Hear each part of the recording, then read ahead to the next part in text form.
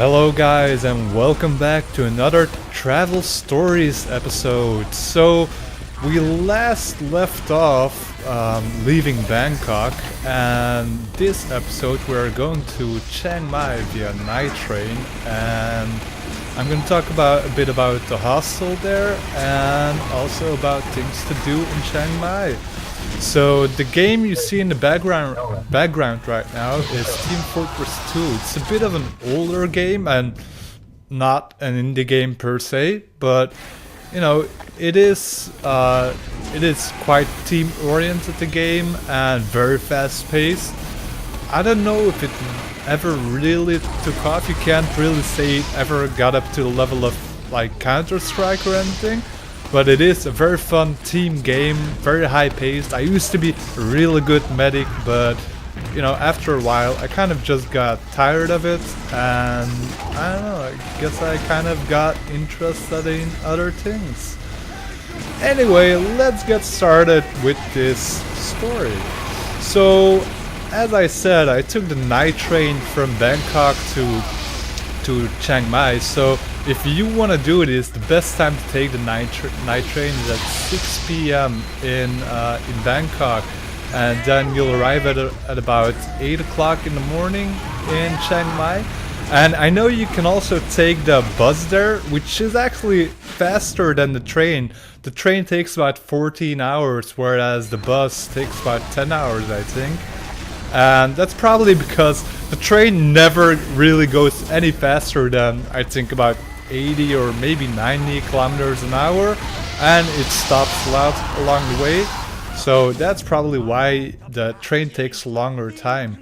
Also, the train has a tendency to break down. I took it 3 times, it broke down 2 times, and I heard from loads of other travelers that their train broke down. Now, it's not a disaster because they do take care of you, and they like have some buses come over to take you the rest of the way. So it is, you know, it is fine though. Anyway, onto the train. So as you can see here, during the day, well, when you first arrive on the train, it's pretty much just regular seats left and right, pretty wide, you know, one-person seats.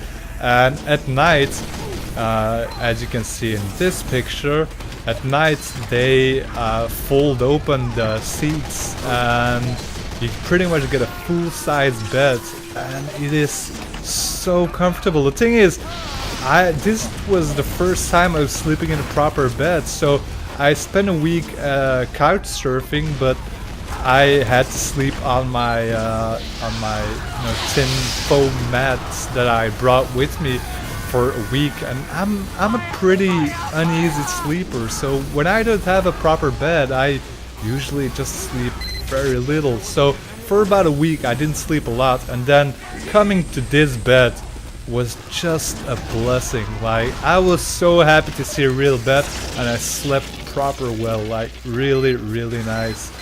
So on this train you also have a restaurant car where you can eat. You get a breakfast there, you've got dinner when you get on the train at night, breakfast in the morning. You can always order beer or sodas or pretty much anything in the restaurant car. You can get drunk, it's not an issue, you know, it's not like over here in Europe or probably America as well, where if you get drunk during the day or at night that people look at you cross or anything, you know, it's fine. Especially on the train, it's mostly other travelers and everybody's there to have a good time. And even the staff of the train, which are Thai people, very nice Thai people, they'll do anything to help you, you know, get along. So, as I said, the night train to Chiang Mai is a really good experience. You'll already meet a lot of people on the way there. I played a couple of games of cards with some Dutch guys I met there, and also a South African girl, and it was good fun. We had, like, just the trip over there was so much fun. Like, probably the most fun I've had since I arrived in Thailand. Like, just the trip was so much fun, really. Anyway, arriving in Chiang Mai at 8 o'clock in the morning, I yet again had no idea where to go actually. So I just on the train itself, I pretty much just asked another traveler like, "Where's the nice place to go?" And he just said like, "Oh, I go to Deejai Hostel." Deejai is a really good hostel. Well, you know, I'm gonna say was a really good hostel because things change really quickly in Thailand. Like it's developing really fast, so you never know how it's gonna develop. Even after a year's time, it could have changed a lot. So I'm not gonna say it is a good hostel because I was there the first time. When was this? I guess August 2013. No, August 2012. This was quite a while ago. I was there, and then it was a really nice hostel. Had an excellent time there. The owner of the hostel, his name is, I think it was Rob. He's an expat, a British expat, and he was also just so much fun to talk to. He was really relaxed. He was kind of on the older side, I guess 50 something, I suppose, but he still had the mental flexibility of a 20-year-old. Just he was so much fun to talk to. He helped me along really well, and we had a lot of really nice talks at night, and it was fun. This was actually also, I almost forgot to mention, this was the first time I actually stayed in a hostel and stayed in a hostel dorm room, you know, where you stay in one room with like 3 or 4 other people, sometimes even 9 other people. It depends on the hostel, really. But it was a very positive experience. I met, again, just the nicest people there. I'm gonna say this a lot, I suppose, during this series, that you just meet the best people while you're traveling. And I guess part of the reason for that is that you know, when you're traveling, one way or the other, you're gonna have something in common with the person sitting next to you who's also traveling, you know? Because the reasons why people go travel aren't very, you know, there's not a lot of reasons why people go travel. Like, it's either for culture, for partying, or, you know, self-discovery. And self-discovery and culture are somewhat mixed together because, you know, experience the culture of a country proper, and it'll also change you personally. So, you know, those are a bit intertwined. Anyway, I'm kind of digressing from my point here that I was making about the hostel. So Deejai Hostel was a really good hostel. Met a lot of really nice people there. So I think it was on my last night there was a report of bed bugs in that hostel, in Deejai Hostel. And bed bugs, you know, you've probably heard of bed bugs. So as a Westerner living, you know, anywhere in the Western world, the likelihood of you actually experiencing real bed bugs are very small. I had never had bed bugs before. But as I said, they had them in the Deejai hostel. I didn't get them personally. Not the first time, that is, because I went back there a second time. I can't remember exactly when that was, but they still hadn't got rid of the bed bugs. Like, once a hostel gets bed bugs, it often means the end of that hostel, because getting rid of bed bugs is not an easy feat. Like, they are resistant. Like, they'll hop onto another person and they'll spread throughout the entire hostel, and it's almost impossible to get rid of them. So the second time I got bed bugs when I stayed there, and they are terrible. Like, if you've never had bed bugs, just like imagine a mosquito bite, only 100 times worse. Like, it is the worst thing ever. But they have a miracle cure in Thailand. Well, not really a miracle cure, but Tiger Balm. Like, Tiger Balm is good for what ails you. Like, this stuff, you rub it onto the bed bug bites, and it's kind of like a freezing effect, like it'll just numb your skin under it so you don't feel the itching sensation anymore. But yeah, pro tip, get tiger balm when you're in Thailand. Also for mosquito bites, like you'll get mosquito bites, and tiger balm is excellent for putting on that. So there's a pro tip. So anyway, as I was saying,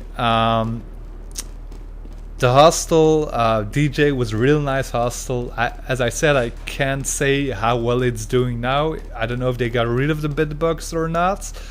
I hope they did, because they deserve it. They take care of the people staying there, which isn't the case in every hostel, but we'll get back to that later as well. So what can you do in Chiang Mai? So Chiang Mai is about a medium-sized city, you could say. It is definitely not as big as Bangkok, but nothing is as big as Bangkok. And it is in a small town. It's like medium-sized, not too much, not too little, just right. So you've got several markets going on there. You've got the night markets, which is Thursday, if I'm not mistaken, and you can get a lot of really nice, obviously knockoff clothing and backpacks, and well, actually pretty much anything you need you'll find on at markets, knockoff versions that is. And you have to haggle when you're in Thailand. Thailand is all about the haggling. Like if you're gonna buy a shirt and it says $2 for a shirt, which is admittedly not a lot for us, they are still going to expect that you haggle down. Like if they say $2 for the shirt, you go $1, or you even go 50 cents, and then they'll go no, and you have to haggle the prices. You can't just call it quits when they say a price. They even, like, I was even called on that in the beginning, like oh, pardon me. I was even called on that in the beginning by one of the local people. They were like, wait, no, you can't do that, you have to haggle. So I was like, okay, So I started haggling. It's something you have to do. So you have the night market where you can walk around for hours on end, and there's so much to see there. Like as I said, the fake clothes, which are perfect fakes. Like you have some really nice copies there. You won't even notice that it's a fake, except of course when after 2 weeks the seams start to rip or something. Then you'll notice, because they are pretty low quality things, But if you're not there for the clothes, at least go there for the food, such as deep fried cockroaches, deep fried locust, and deep fried any kind of insect you can imagine. You can pretty much eat there. In the end, all of them, when they're fried, they pretty much taste like crisps, pretty much like chips or whatever you call them in your country. So there's something for everybody there. Now you've actually got several markets in Chiang Mai. I can't remember exactly on which day they all are. Now here's a picture of the one on Thursday. As you can see, it is just loaded, and this is maybe like, I don't know, I would say 1/5 of the entire market you're seeing here. So it is huge, and it's every Thursday, like crazy much. So where were we? Oh yeah, so what to do there? So you've got the night market thing. Then the nightlife, they have some real nice bars there, though for me it gets a bit rowdy at night. Like yeah, for me it's a bit too busy, to be honest, but I'm a pretty laid back guy. I don't like huge parties. Well, not all the time. Sometimes I do. Mostly I don't. I prefer like smaller parties where you can get to know everybody. So you've got some from what I've heard, pretty good parties there. I went to a couple of smaller bars, which were very pleasant as well. Um, then, oh yeah, and I made an amazing discovery in Chiang Mai. Something I didn't notice in Bangkok because I was in a pretty local area of the town where you didn't have any, tourist things. So when I went to Chiang Mai and I was in the tourist area, I discovered something amazing. I discovered 7-Elevens. Like, I know Americans must be thinking, so what, 7-Eleven? We have loads of them. I had never seen a 7-Eleven in my life. This was the first time. And in Thailand, they're all over the place. Like, I couldn't miss them after that. Like, I saw them everywhere. And, of course, the best thing about 7-Eleven, this was pretty much my breakfast, I'm ashamed to say, for all the time I was in Thailand. Sorry about that. This was pretty much my breakfast, and that was toasties, ham and cheese toasties. I love them. I heard from some people that you don't have them in America. I'm not sure, but I heard some people say that you don't have them. And ham and cheese toasties, just like, well, two pieces of bread with ham and cheese in between them. But they toast them in the 7-Eleven, so they prepare them right there. And I just love them. I ate them like crazy. Pretty much every traveler was going crazy about the ham and cheese toasty. And anyway, enough about the toasties. This is not, a high culinary kitchen or anything. Anyway, so something else you could do in Chiang Mai is also renting a scooter. So you've got some pretty nice temples a bit outside of the town. And you do need a scooter to get over there. You could take a taxi, but I mean, just get a scooter. Even if you've never driven before, you can get a scooter there without a driver's license or insurance. If you don't want to take the risk, then don't. You have to feel comfortable on the bike. If you don't feel comfortable, take a taxi, because otherwise, it's a self-fulfilling prophecy. If you feel uncomfortable on it, chances are something is gonna happen. So feel comfortable on it. If you do rent a bike, it's $2 a day, and it's just so easy to be able to go wherever you want without having to rely on public transport. So that's what I did. To give you an example, for instance, we were with a group of 5 people, I think, and we were going to a temple a little bit outside of town. I had never driven a scooter before in my life. Well, I had, but like 3 years before that, for maybe an hour or 2 or something. So no, I had no experience. But I did fine. I took off. Everything was okay. No problems. This other guy, though, a British guy, he wasn't too sure about it. So we take off and we stop at the first intersection. It's a red light, so we stop, and then it turns to green and we have to leave.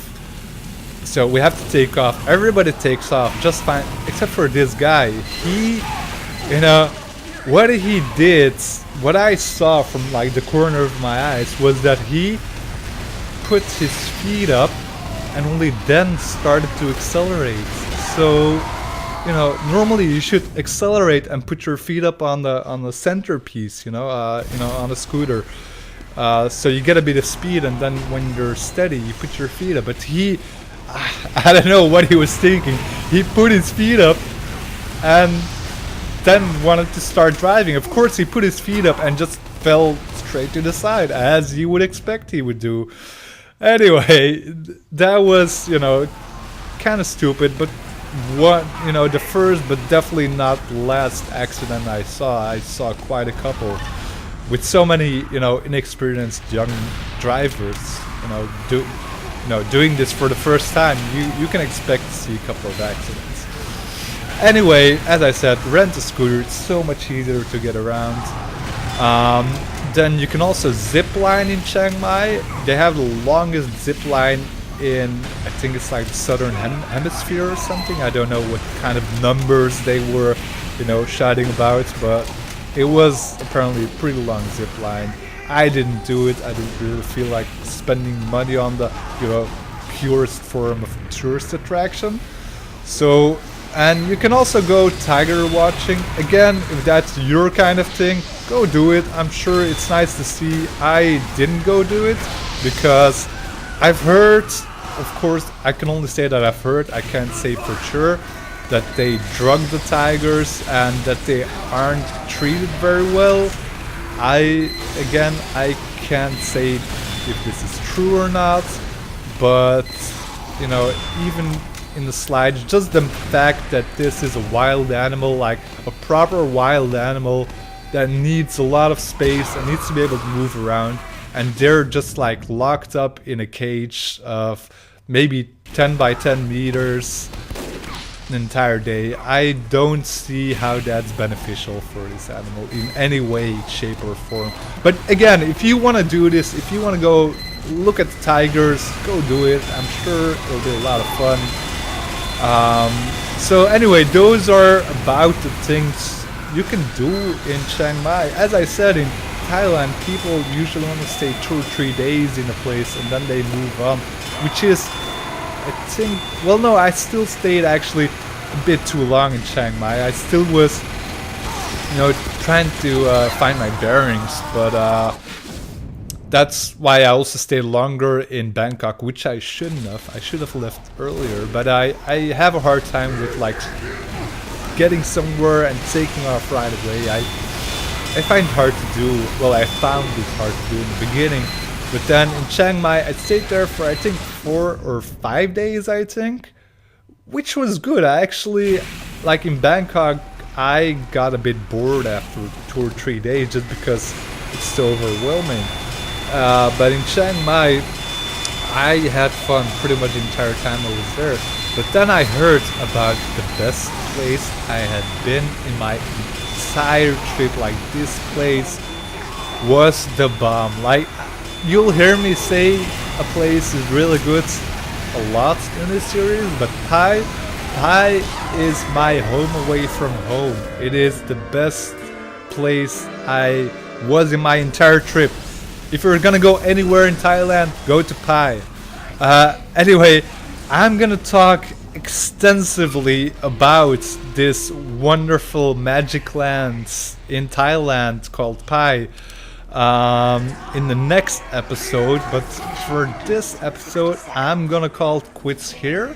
I hope you enjoyed. If you did, please make sure to leave a like and subscribe, and I hope to see you next episode.